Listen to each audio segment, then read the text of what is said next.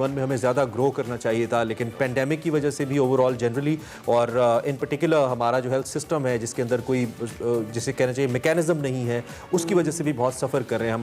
پاکستان کے لیے world health day کی کیا سگنیفیکنس ہے, آپ کیسے دیکھتے ہیں؟ شکریہ. سو ورلڈ ہیلتھ ڈے کی اس سال تھیم یہی ہے, جیسے آپ نے کہا, کہ سب کو ایکول اپرچونیٹیز ملنی چاہیے ہیلتھ کیئر کے لیے. تو پاکستان میں جہاں جیسے آپ نے ہائی لائٹ کیا بہت ان ایکوٹی ہے, کافی آلریڈی ان ایکوالٹی ہے ہیلتھ کیئر میں, پرائیویٹ سیکٹر میں, گورنمنٹ سیکٹر میں, تو یہ بہت امپورٹنٹ ہے. اینڈ آئی تھنک آج کل جو ایمفسس ہے ہیلتھ کیئر ریفارم کا گورنمنٹ کا, وہ بہت امپورٹنٹ ہے تاکہ ہماری ہیلتھ کیئر انسٹیٹیوشنز امپروو ہو سکیں.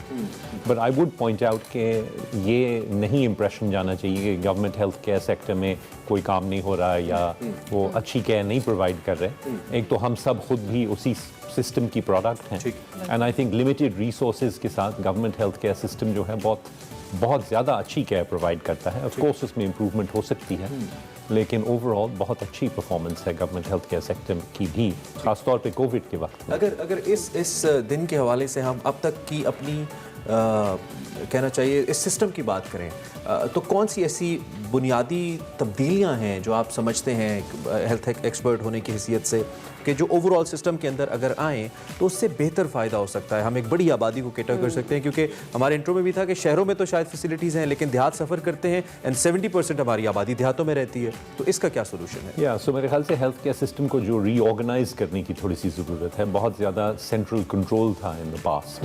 سو پہلے تو فیڈرل گورنمنٹ ہی کنٹرول کرتی تھی, خیر وہ ڈیوالو ہو گیا ٹو دا پروونسز, لیکن پھر بھی ہیلتھ منسٹریز اور سیکریٹریٹس جو تھیں وہ ہاسپٹلس کو ہنڈریڈز آف مائلز اوے جو تھے ان کو ایڈمنسٹر کرنے کی کوشش کر رہے تھے فرام لاہور اور کراچی.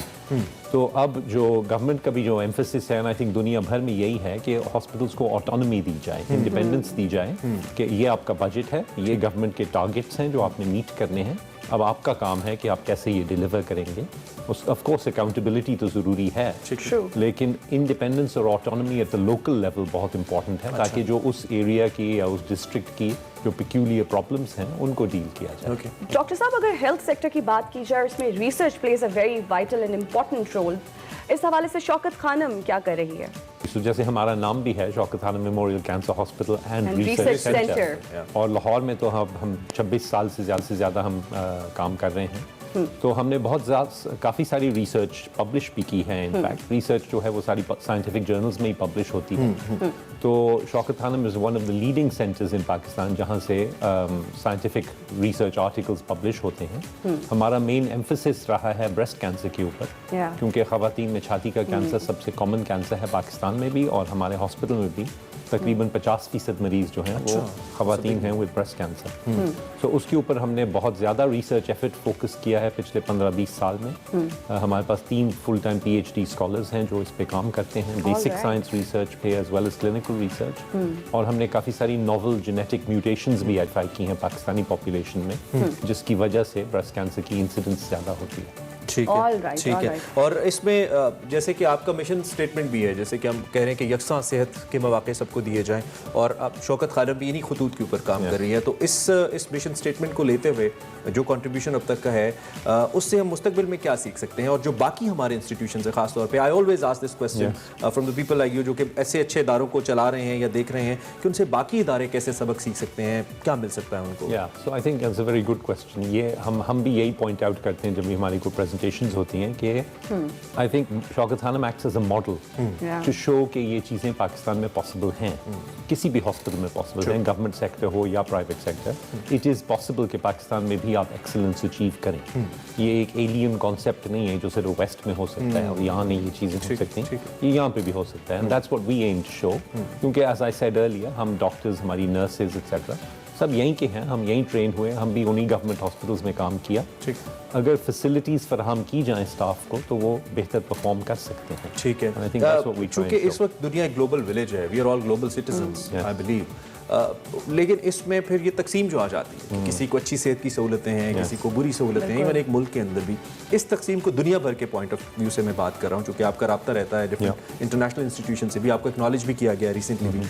تو اس کو ہم کیسے کریں کہ کولیبریشن ہمارا مزید بڑھے, اور ہم جو فیسلٹیز ہیلتھ کی دنیا بھر کے وہ ہمارے شہریوں تک پہنچے, عام شہری تک پہنچے, اس کے لیے کوئی میکینزم آتا ہے آپ کے مائنڈ میں؟ سو آئی تھنک कोलैबोरेशन रिसर्च में हो सकती है, मुख्तलिफ डायग्नोस्टिक्स वगैरह में हो सकती है, but basically health care provision तो हमारा अपना काम है करना। We can ask for help and advice, लेकिन हमारे यहाँ शॉर्टेज नहीं है डॉक्टर्स की फॉर इंस्टेंस। ओवरऑल शायद शॉर्टेज हो, लेकिन बहुत सारे डॉक्टर्स हैं हमारे यहाँ।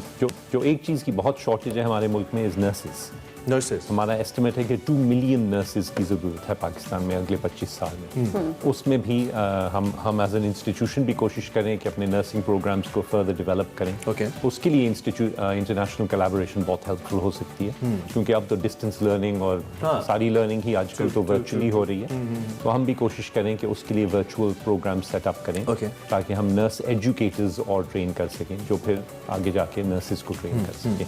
डॉक्टर साहब, शौकत खानम का मिशन है कि वो आने वाले हर फर्द को जो इलाज की गर्ज से आता है उसको सहूलियात फराहम करे।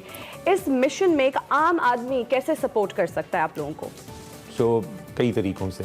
सबसे जो बेसिक और सिंपल तरीका है आई सपोज इज़ कि हमें अपनी चैरिटी दें। हमारा hospital runs on charitable donations. इस साल हमारा बजट 19 अरब रुपए है, जिसमें से तकरीबन 60% ज़कात और अतियात से आता है। ज़कात ट्रेडिशनली रमज़ान में दी जाती है, रमज़ान आने वाला है, तो हम अपील करते हैं हमेशा की तरह अपने डोनर्स को कि वो दिल खोल के हमें ज़कात दें। इसके अलावा हम अतियात कलेक्ट करते हैं, जिससे हम हॉस्पिटल्स नए बनाते हैं और एग्जिस्टिंग फैसिलिटीज़ को अपग्रेड करते हैं। तो लाहौर में भी हम नई फैसिलिटी एक्सपैंड कर रहे हैं अपने हॉस्पिटल को, और कराची में हम मुल्क का सबसे बड़ा और शौकत खानम का तीसरा कैंसर हॉस्पिटल कंस्ट्रक्ट कर रहे हैं आजकल, जो 2023 में बनेगा। सो डोनेशंस इज़ वन वे।